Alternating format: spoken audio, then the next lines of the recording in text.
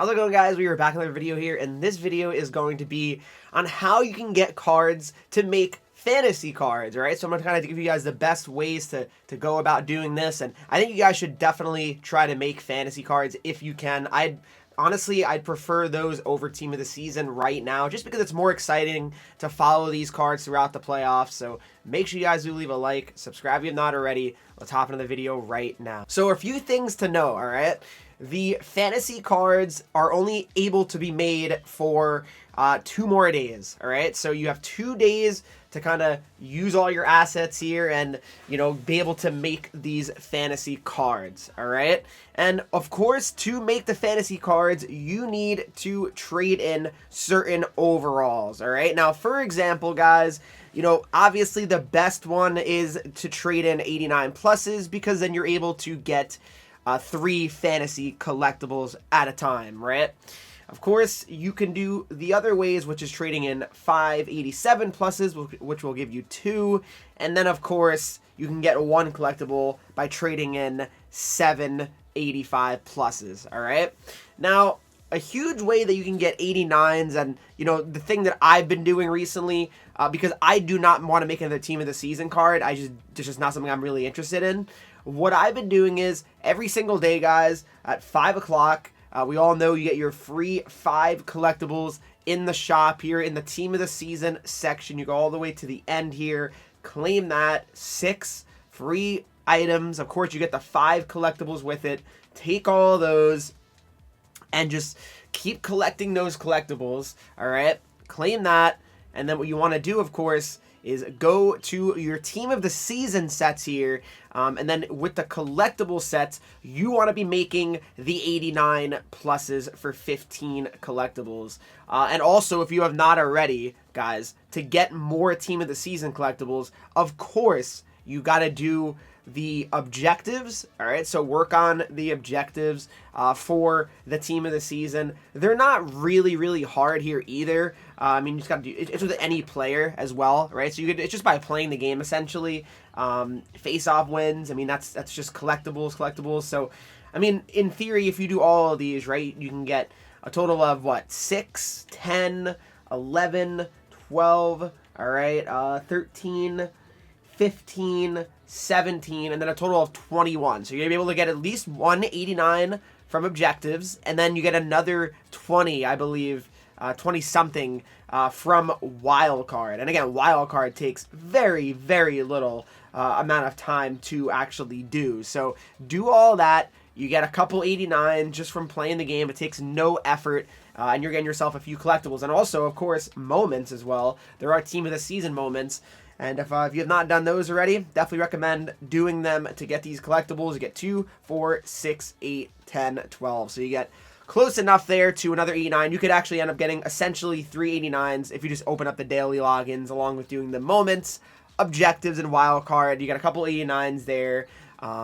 And listen, that's not the only way you're able to get some 89 overall cards. Another thing that I recommend if you want to try to make some fantasy cards here as well, I know a lot of people will say like, oh, Henreek, what can I do with 83s, 84s? Nothing to do with them, right? So we all know that right now for the fantasy sets, it's 85 pluses, right? 85 pluses, 87 pluses, and 89 pluses, right?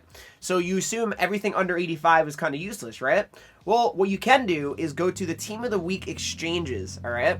So you go over here, and if you want to make 85s, you can trade in 83 plus Team of the Week cards here. And now how do you get 83 plus Team of the Week cards? Well, you can trade in 82 pluses to get 84. So if you have a ton of 82s, you can get a bunch of 84s that way, all right?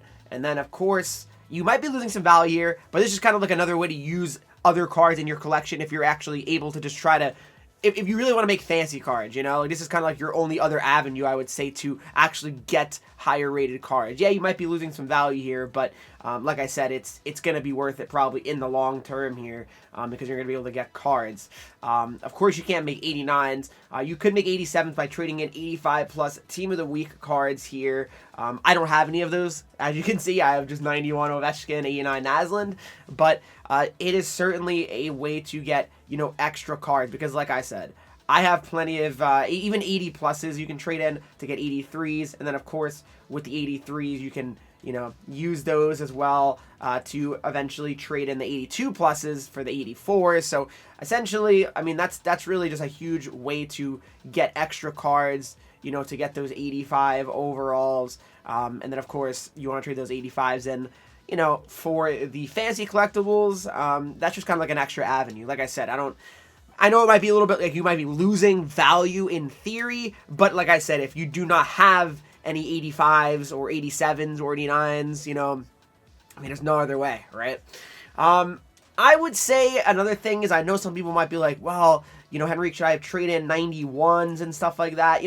I probably would not, you know what I mean? Like, I probably would not, just for the sole reason that, I mean, it's fantasy, so it's fun to be, into it. But you gotta remember that they'll be releasing more of these cards for each round that comes out. Obviously, the first round's most exciting because there's the most, cards available to be made.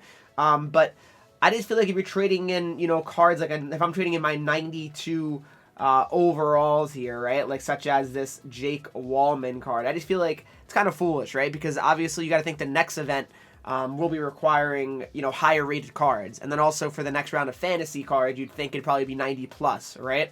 But like I said, if you're really, really interested in making one specific player from this fantasy, like round, I would say, then yeah, I would probably trade in 90s, honestly. 91s is where you get a little bit crazy, I feel like, because then you might almost like make a team of the season at that point. But yeah, I mean, it's obviously up to you guys for the most part. But like I said, fantasies to me are more worth it than team of the seasons right now, and because team of the seasons, we don't know when they're going to upgrade. Think about it, guys. Adam Lowry, empty net goal yesterday. I ranked him #1, and he already got a +1. Adam Lowry. He's going to be up to a 94 overall card. So, like I said, I mean, it's up to you, but I feel like these cards are a lot more fun to kind of follow and to create because there's more potential for them, right? Because now Adam Lowry's going to be up to 98 faceoffs, 99 with two-way forward active. His shot's going to be 96, 98, 96, and 98.